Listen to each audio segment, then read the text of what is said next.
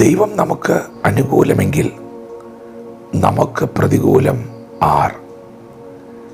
ദൈവത്തിൻ്റെ മാറ്റമില്ലാത്ത വചനം ശ്രദ്ധിക്കുന്ന പ്രിയപ്പെട്ടവരെ, ദൈവം നമുക്ക് അനുകൂലമാണ്. ദൈവം നിങ്ങൾക്ക് അനുകൂലമാണ്. ദൈവം നമ്മോട് കൂടെ എന്നർത്ഥമുള്ള ഇമ്മാനുവേൽ എന്നവന് പേർ വിളിക്കപ്പെടും. നമ്മുടെ കർത്താവായ യേശുവിൻ്റെ പേര് ഇമ്മാനുവേൽ എന്നാണ്. ഇമ്മാനുവേൽ എന്ന് പറഞ്ഞാൽ ദൈവം നമ്മോട് കൂടെ. പ്രിയപ്പെട്ടവരെ, ദൈവം നമ്മോട് കൂടെയുണ്ട്. ദൈവം നിങ്ങളോട് കൂടെയുണ്ട്. അത് നമ്മൾ നല്ലവരായതുകൊണ്ടല്ല, ദൈവം നല്ലവനായതുകൊണ്ടാണ്. യേശു കർത്താവ് ചുങ്കക്കാരോടും പാപികളോടും കൂടെ ഇരിക്കുകയും അവരോടുകൂടെ ഭക്ഷിക്കുകയും ചെയ്യുന്നത് കണ്ട് ചില മതപണ്ഡിതന്മാർ യേശുവിനോട് ചോദിച്ചു, നീ ദൈവത്തിൻ്റെ പുത്രനെങ്കിൽ ഈ പാപികളോടുകൂടെ എങ്ങനെ നിനക്കിരിക്കാൻ കഴിയുന്നു? പ്രിയപ്പെട്ടവരെ, തിരുവചനം നമുക്ക് നൽകുന്ന വെളിച്ചം ഈ ഭൂമിയിലെ സകല മനുഷ്യരും പാപികളാണ് എന്നാണ്. നീതിമാൻ ആരുമില്ല, ഒരുത്തൻ പോലുമില്ല. അതെ, നമ്മളെല്ലാവരും പാപികളാണ്. പാപികളായ നമ്മോടുകൂടി ദൈവം ഉണ്ടെങ്കിൽ അതെങ്ങനെ ശരിയാകും? ദൈവം പരിശുദ്ധനല്ലേ? ദൈവം അത്യുന്നതനല്ലേ? ആ ദൈവം എന്നോട് കൂടെ എങ്ങനെ വസിക്കും? പ്രിയപ്പെട്ടവരെ, ദൈവം നിങ്ങളോട് കൂടെയുണ്ട്.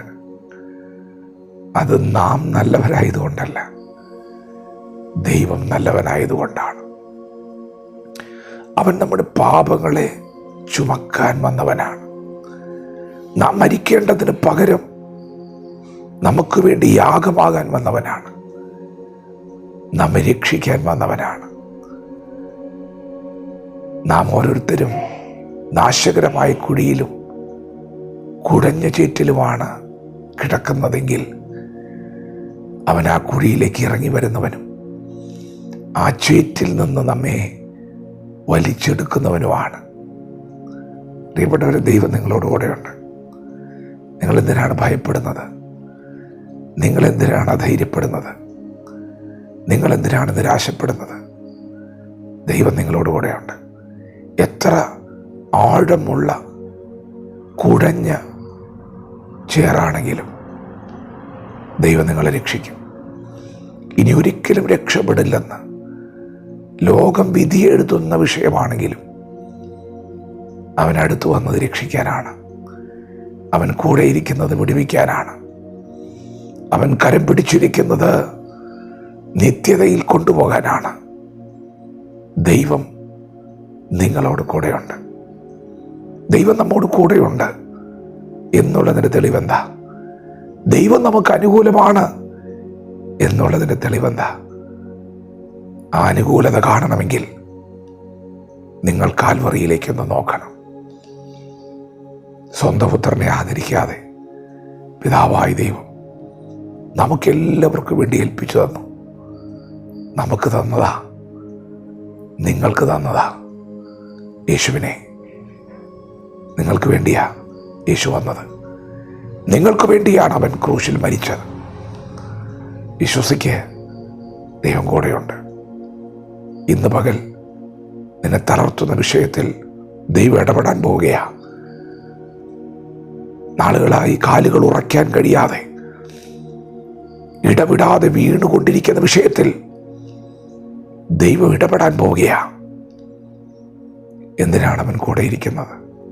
നിന്നെ ഉറപ്പിക്കാനാ, നിന്നെ ശക്തീകരിക്കാനാ, നിന്നെ സഹായിക്കാനാ, മുൻപോട്ട് കുതിക്കുവാൻ നിന്റെ കാലുകൾക്ക് മാൻപേടക്കാൽ പോലെ വേഗത നൽകാനാണ് അവൻ കൂടെ ഇരിക്കുന്നത്. യേശുവിൻ്റെ രക്തം നിങ്ങളെ ശുദ്ധീകരിക്കും. യേശുവിൻ്റെ രക്തം നിങ്ങളെ സഹായിക്കും. യേശുവിൻ്റെ രക്തം നിങ്ങളെ ശക്തീകരിക്കും. തിരുമുൻപിൽ നിൽക്കുവാനുള്ള പ്രാപ്തി നൽകും. നിങ്ങൾ ഭാരപ്പെടണ്ട. നിങ്ങൾ തളർന്നു പോകാൻ അവൻ സമ്മതിക്കില്ല. ചതഞ്ഞ ഓട അവൻ ഒടിച്ചു കളയുകയില്ല. പുകയുന്ന തിരി അവൻ കെടുത്തി കളയുകയില്ല. നീ നഷ്ടപ്പെടാൻ അവൻ സമ്മതിക്കില്ല. അവൻ കഷ്ടപ്പെട്ടത് നിന്നെ നഷ്ടപ്പെടുത്താനല്ല, അവൻ കഷ്ടപ്പെട്ടത് നിന്നെ സ്വന്തമാക്കാനാണ്. ദൈവം നിങ്ങൾക്ക് അനുകൂലമാണ്. ഇന്നത്തെ നിങ്ങളുടെ അസാധ്യതകളെ നോക്കി, നിരാശപ്പെടുത്തുന്ന കുറ്റപ്പെടുത്തുന്ന സാഹചര്യങ്ങളെല്ലാം നോക്കി നിങ്ങൾ ആ കാൽവറി ദർശനം കണ്ട് പറയണം, എൻ്റെ ദൈവത്തിന് എന്നോട് സ്നേഹമാണ്. ഞാൻ എത്ര അകന്നു പോയാലും അവൻ എന്നെ വിട്ടകലില്ല. ഞാൻ എത്ര ദൂരെ പോയാലും അവൻ എന്നെ തേടി വരും. ചങ്കിലെ ചോര തന്നാണ് അവൻ എന്നെ വിളിച്ചത്.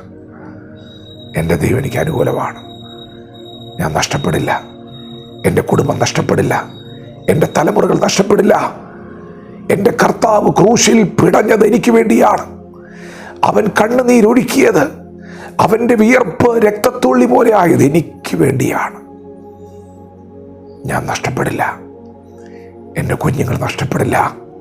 നിങ്ങൾ പറ, ക്രൂശ് നോക്കിയിട്ട് പറ, ആ കഷ്ടപ്പാട് നോക്കിയിട്ട് പറ, ആ അധ്വാനം നോക്കിയിട്ട് പറ, നഷ്ടപ്പെടില്ലെന്ന്.